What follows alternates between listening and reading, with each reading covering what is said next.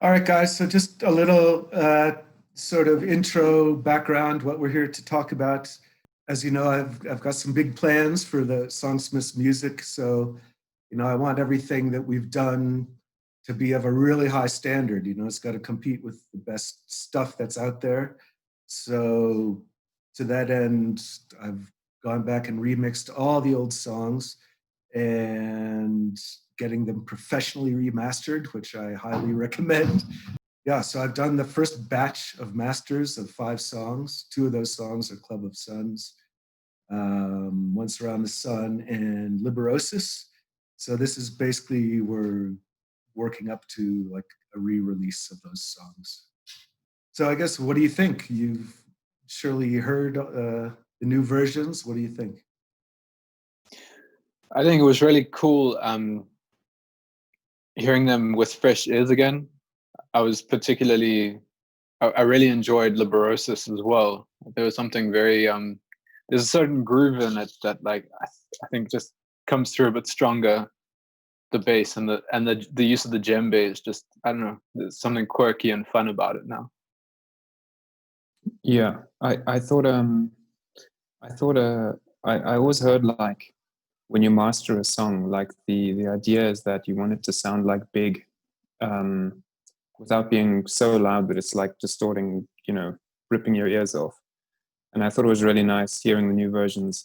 They really like easy on the ears, but they still sound like big, like they, coming from a stage, which I thought they was have very presence.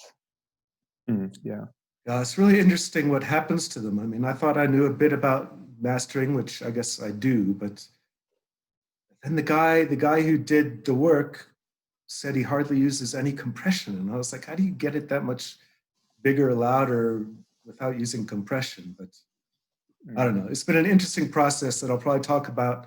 We're going to do more of a production sort of segment, and I can talk a bit about it in that.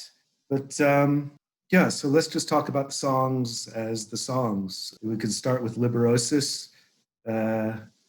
So is Liberosis just a fancy word for screwing your brains out and then getting shot? The desire to care less is what Liberosis like essentially means, and I think it comes from space. Yeah, pretty much. I think like we're all like creative, we're all empathetic people, and sometimes, especially back then, the overwhelming feeling of what was going around in the world and our lives just got to such a heavy extent that I found the word Liberosis, and I think it resonated well with what that song is about, and it's just not caring about anything and just dancing your life away. Yeah, like I think for me personally, I often am driven to create either like visually, artistically, or musically as a means to surviving my internal landscape of emotions. I would say with age, my emotions have somewhat moderated, but for me, at the time when I came into contact with the song Liberosis, it was a real mantra for me. It was a real, it was something I felt I really needed to care less and feel less. I was just, I felt like I was going through life with no skin. I was just raw and feeling everything immediately. And so for me, it was a real kind of liberating, empowering mantra, this idea of caring less. Yeah, it's sort of like a choice. I mean, things are going to happen the way they're going to happen, whether you let it affect you or not, I guess. Huh? Does that make sense? And there's a philosophy that says like kind of don't be apathetic, but go with the flow of things and don't beat the river into submission. And I think we like learn that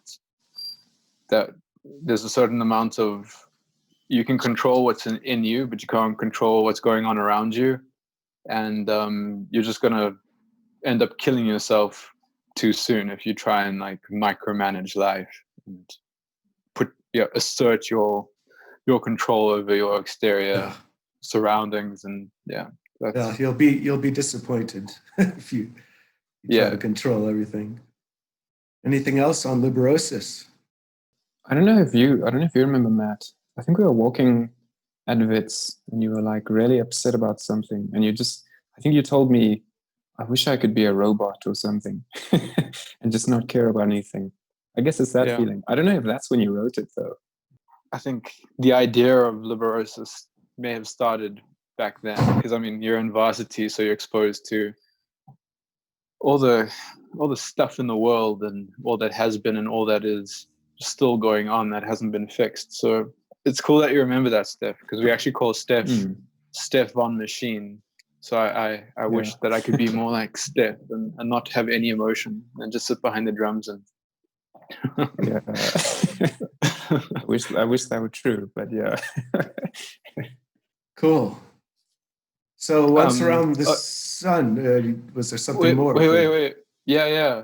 Actually, my thought connecting to what Stef just said, when we first were dabbling with, this was one of the first songs that we had put out on synthesizer, and we did a little home demo. I found that demo the other day, and it's very like Daft Punk or Imogen Heap, where I was singing the whole song through the keys on the keyboard, and my voice became very robotic and removed from anything that was human. Yeah, I love that effect, but we'll talk about that on the production side. I think I actually made a note of that. That's one of my favorite parts of that production. Yeah, me too. And I heard it again after the masters were sent, and I forgot about it. Oh yeah. I brought it up a little bit, I think, in the remix. Okay, so Once Around the Sun. First, just, I mean, from my side, I really love that title. I like that idea of that way of expressing 1 year, Once Around the Sun. That's really cool. But yeah, your take on it. Does anyone want to start this one off? I think you should go. I'll tell you the origins of this song, because it's a crazy story. Stef and Izak at a band practice one night were fooling about and putting ponytails in their hair and hitting each other with drumsticks on their heads. And I got photos actually of that night. Yeah. So yeah. Don't incriminate yourself. Yeah. So like, and in all of that chaos, I started just playing this riff on the guitar, which I think stemmed from, it might have been a Kiss song actually, that I was made for loving you, baby. The Kiss disco song, yeah. Yeah. And then, which also reminded me of a Muse song, Controlling My Feelings for Too Long. Which it was very similar. So I was playing that, and then I played it differently. And then this like Japanese Oriental sound started happening. And that was kind of like the origin in the chaos of this very peaceful guitar that was written. And then it took a very long time to write that song, because I think the guitar is doing one thing. I had no idea what we were going to do with the vocals, and I had to almost loop that guitar phrase into my loop station and then try and sing to it a different melody or harmony to what we were hearing, because it's very difficult for the brain to do both simultaneously. And then Izak worked on this amazing bass riff that just highlighted, I think, the melodic thing that the song had. If you want to speak about that, Izak. I'm just gonna get, so now that I'm home, I can get my earphones in and get the quality up a little bit.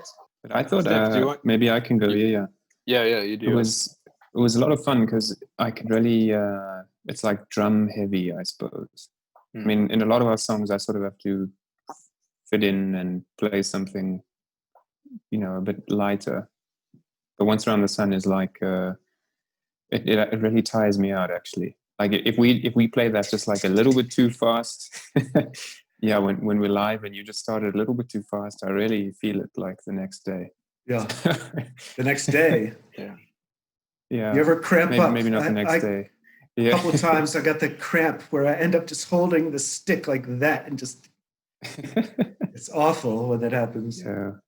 So Matt, what were you asking me about? The bass? His glorious bass line in that song, which is actually very melodic, which I think is not a way that a lot of other bassists play their bass.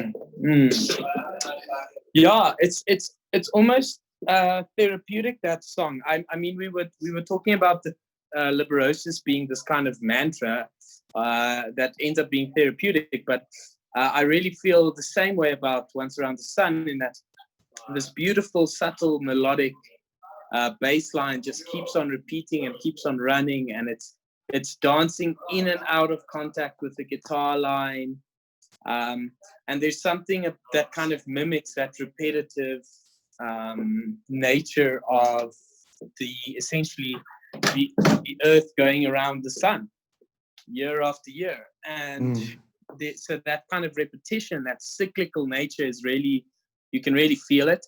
And it puts you in a kind of a mesmerized state. I mean, we even see it in the audience. They go into this mesmerized state, and often the tracks kind of catch them off guard, in a sense. They suddenly find themselves vulnerable. So I really like that about the track. And there's definitely an element of nostalgia about it. And you kind of find yourself taking account of your last lap around the sun. What did you get up to the last year? And just kind of taking tally of what you've spent your time on. I think it's a really valuable kind of process of self-reflection. Yeah. You get refreshed in that new year. I just like from one month to the next, you're like exhausted from one year, and then the next month you're like ready to go for it's unbelievable. It's like actually that reset. Yeah. Cycle. So cool. Yeah, we've actually got some questions that we can answer now, and then there's some other ones that I've separated out for more of the production side of the discussion. So Ash asks, when will there be a CD or consolidated work?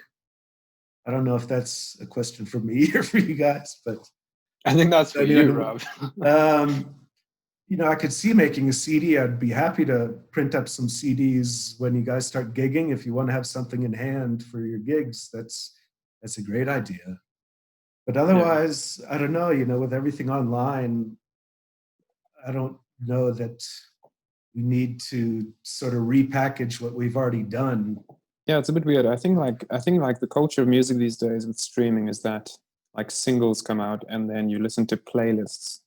Yeah. And then like you would hear the single on a playlist. But I mean, I still kind of like listening to, like every now and then, just listening to an album. But for us to release an album, I think that would take some time.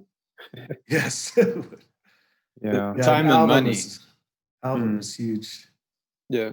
Maybe specifically for Ash, we could make him a personalized one and give it to him as a gift, because he's so nicely asked for one. Sure. Okay, Brent asks, he's curious about the inspiration behind the lyrics for Once Around the Sun. I guess we covered that already.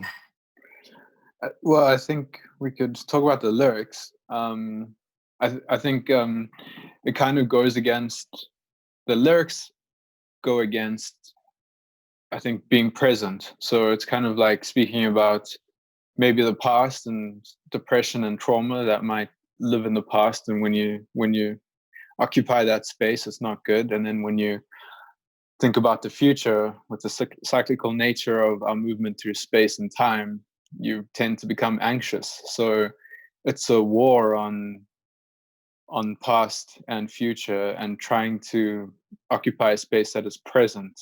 And it's again like a song about kind of at times feeling out of control. You don't feel like you're the captain of your ship. So I think there's a very thematic motif that connects all of the songs, which is feeling isolated or alone or in space, or not belonging to the planet and not belonging to this time and age, and kind of wrestling with coming to terms of coming home and being present. Also, perhaps even the like peace that comes from surrendering to the present moment, like in the way that if we really get down to it, the future is a mental construct and the past is a mental construct. The only thing that truly exists is the present moment. Just like you can't escape the gravity of the present moment, just like you can't escape the gravity of these planetary movements. In a sense, their destination is preordained. The cycles are worked out, and there's a kind of a peace that can come from relinquishing the anxieties of the future and the regrets of the past and being in the present moment. Yeah. And the interstellar kind of journey on this rock, I think in naming it Once Around the Sun and not going one more year, you're kind of talking about how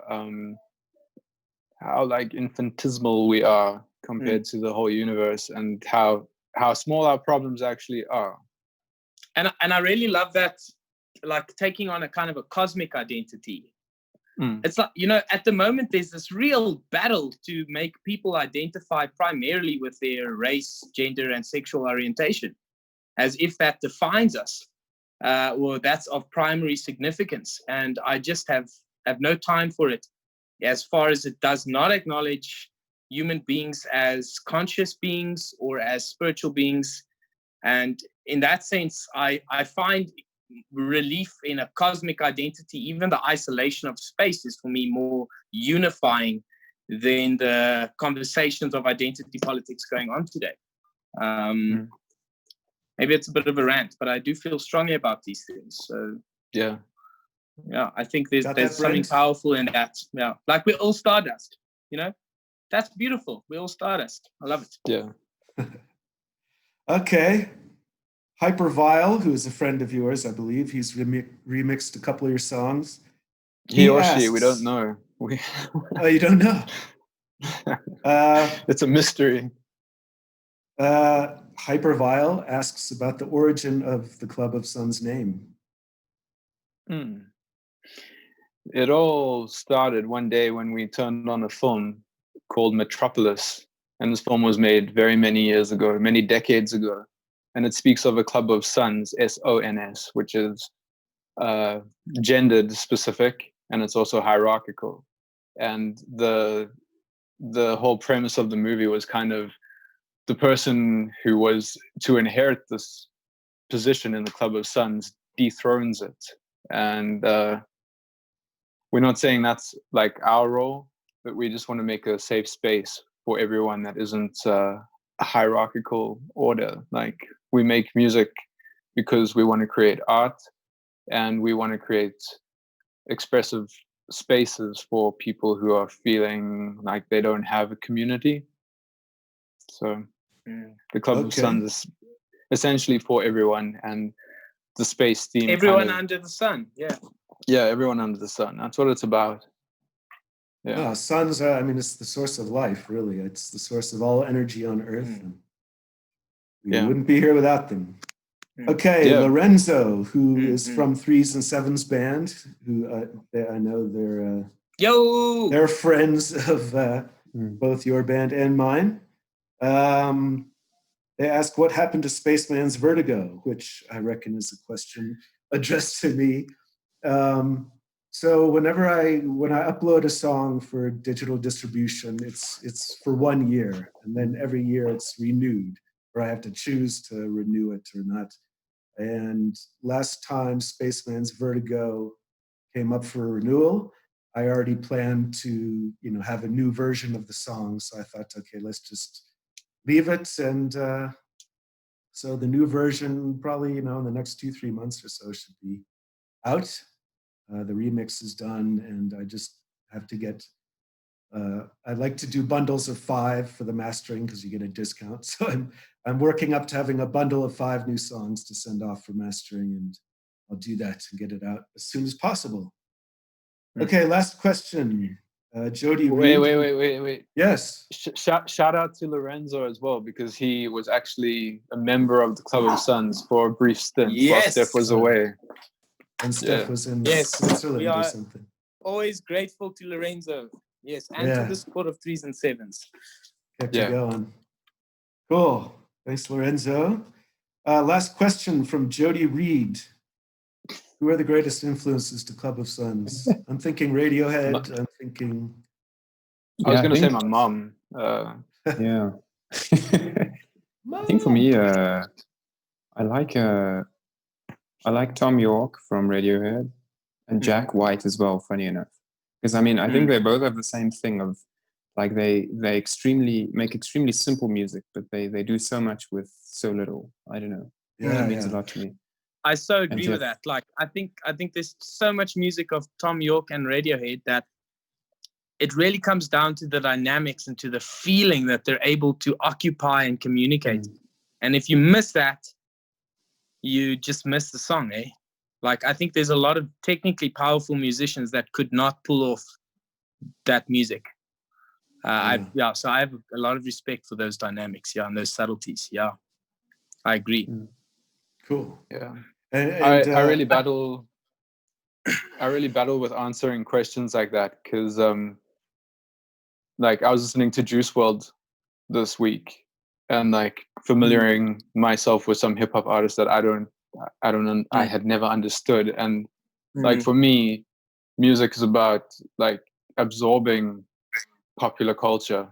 So not just influenced by music and artists, it's also movies, it's film scores, it's novels. I find it very dangerous when you kind of like isolate yourself into just having these one or two or three icons in your life that you try and replicate, because then you just fall into a cycle of not coming up with anything valuable. Sure. So for me, like, I would have to give kudos to a few bands, right? Like in my formative years, Fokuf Blisikar, Aching, Powerful. I really love Queens of the Stone Age. Like, you know, some bands they're like detours for like a year or a few months, and other bands, they just stick with you through decades. And so these bands are kind of like that. But it all goes in and then it all comes out somewhere, right?